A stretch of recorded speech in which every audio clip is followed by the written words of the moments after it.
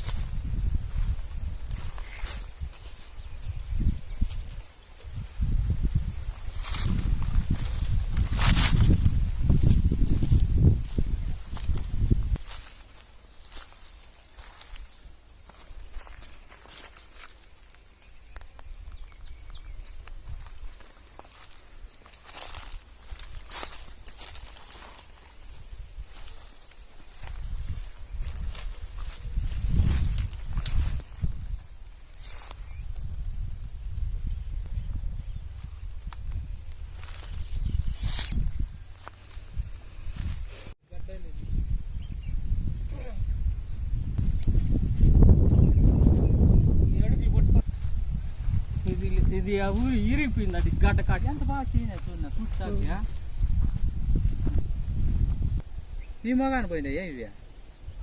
ఈ మగాని మా చెట్లు నిలేస్తాయి. నిన్న మోపులు నిన్న కోసుకుందియా పట్ల ఐటు షెడ్ పోయినట్టాయి. పైన ఆకులు చూడు ఎంత బాగా కత్తరి చూడు అంత పైన తినేడా అంటే వంగరేసి తినేటాయి కదా. టెంకాయ చెట్టు దాన్ని పట్టుకుందామా టెంకాయ చెట్టా.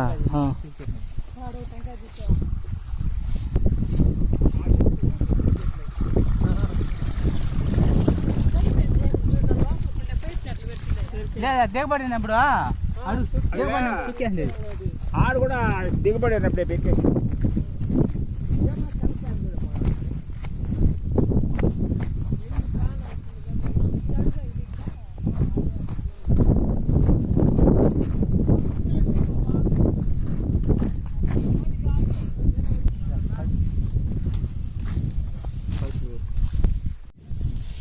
పెట్టుకుంటే కూడా వస్తాయి మాటలు ఇవి.